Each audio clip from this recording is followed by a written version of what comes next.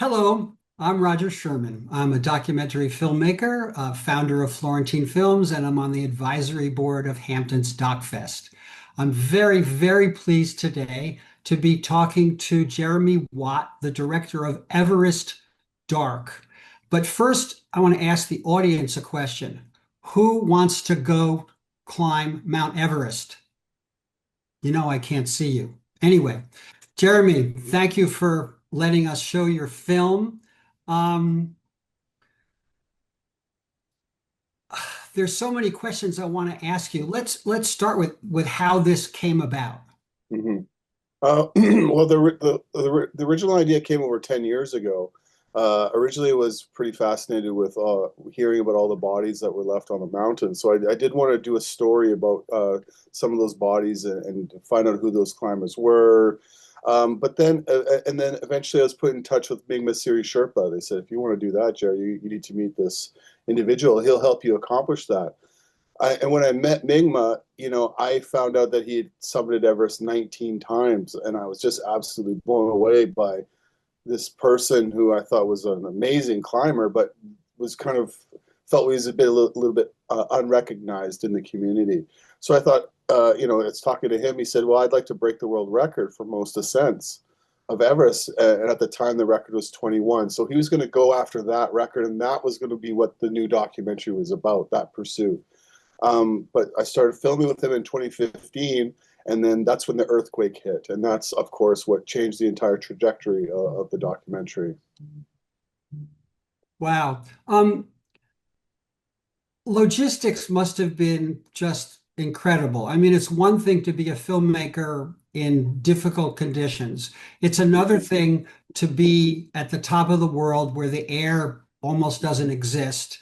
Um, you can't just be a climber. You've got lots of gear, even though you probably had your own Sherpas carrying extra gear. When you're actually filming, you're carrying extra gear. You're Mhm. moving away from the trail so you can get a wide shot, so you can look down, so you can do other kinds of things. Can you talk about logistics? Can you talk about your crew and what the challenges were? Well, yeah, you described quite a few of them already, not to mention just the air. It's really thin, so it's really hard to move. So not only is just carrying extra gear difficult, just like surviving can be difficult for some. So basically our director of photography, Kyle, and I went to Nepal quite a few times to shoot with Mima to get the development going. But eventually, when we got the green light, we hired two high altitude cinematographers, Scott Simper, who's an American, and then Elias Sakely, who's Canadian. And those two worked in conjunction with Migma pretty closely to achieve all those shots. They're very accomplished climbers in themselves. We had some Sherpa, as you mentioned, helping us with gear and with batteries and with media, and also with some shooting. But those two guys in particular, uh, obtaining that high altitude footage, were just absolutely instrumental and absolutely amazing what they did. It was during COVID as well, and we found out later that one of our shooters had COVID while he went to the summit with Migma and back. So even that was quite hard. But it is a very hard environment to live and work in, particularly because we're Westerners. We're used to a lot more comforts.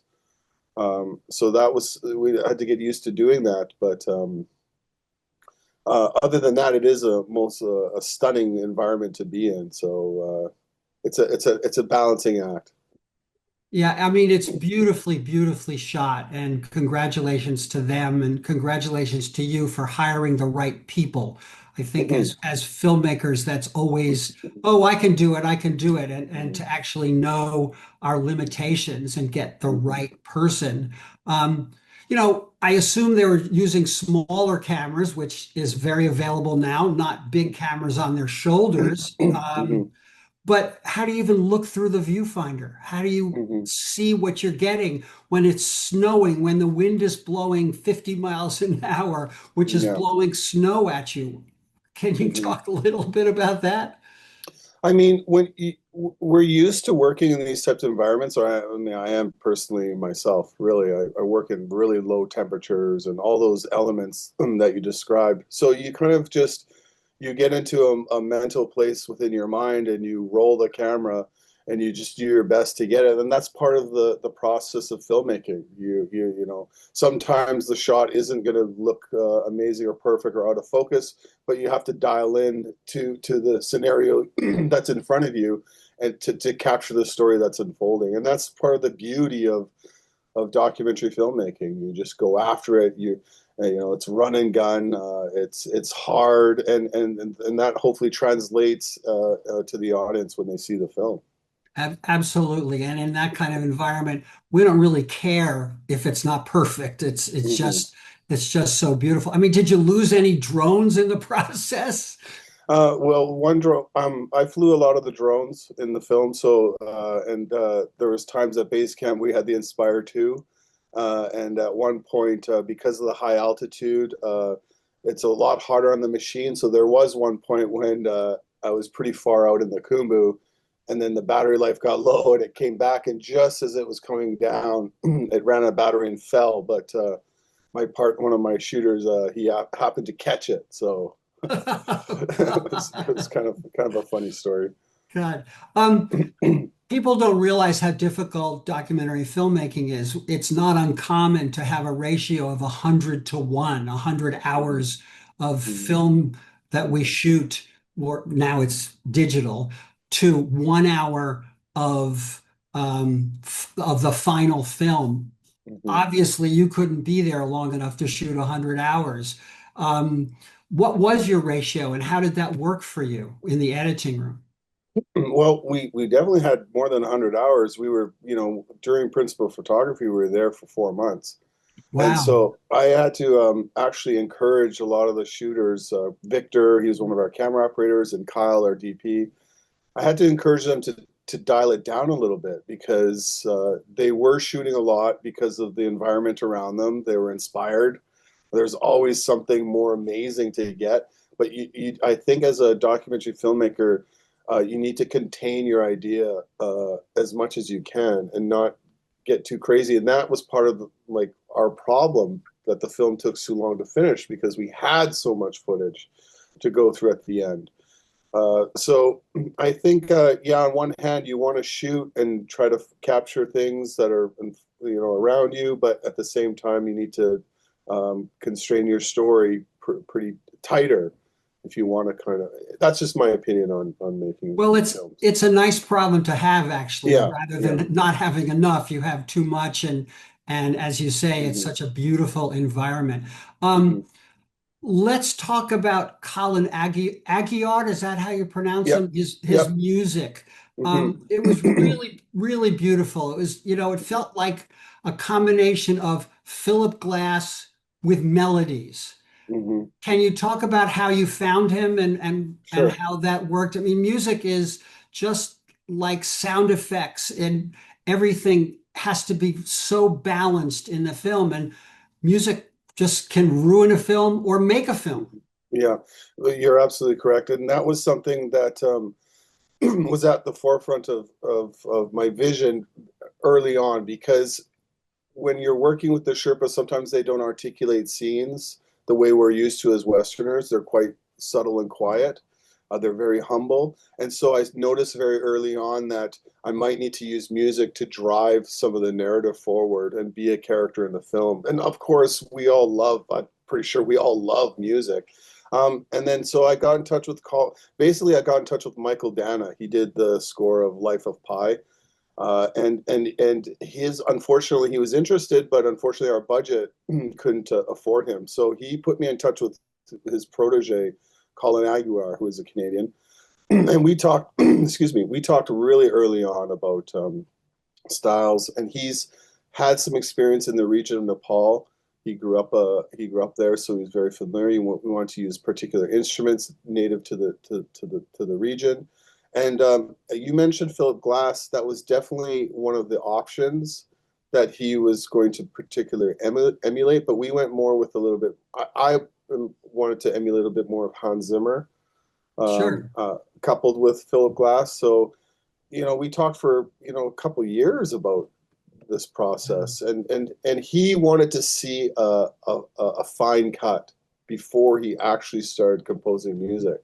Wow. Yeah, so That's he that's wanted, very uncommon. Usually yes, I yeah. work with composers and we start Yeah. out very rough. Yeah. That was his process, and he showed me examples, but that's why it was really challenging because some of these big scores that you see in Hollywood, they take years, and they've got tons of composers, and we had one person. But he's a visionary. He's brilliant. He's an encyclopedia of music knowledge. He was absolutely incredible, and I'm just absolutely just I'm just thrilled with how the score turned out. Yes, it's beautiful, and he obviously had a fabulous mentor in Hans Zimmer. For those who don't know, Hans Zimmer, I don't know who scores more Hollywood films than Hans Zimmer, and it's very big and very lush. Mhm. So you did that great. Let's also talk about narration. Personally, as a document, well, first of all, let me say Mhm. I think you nailed it. Thank you. Personally, as a documentary filmmaker, I don't like to use narration because it gets in the way between what the audience is hearing and the what you're trying to accomplish in the film. And what you seem to have done is you the narrator was not omnipresent. The narrator was helping move the Mhm. story along and didn't get in the way at all. Was that a struggle for you in the editing room? What, oh no, we can't, that's too much, that's too editorializing. Absolutely. Oh, absolutely. I mean, I come from a Discovery Channel and History Channel. Kind of that's my background. That's where I make my bread and butter.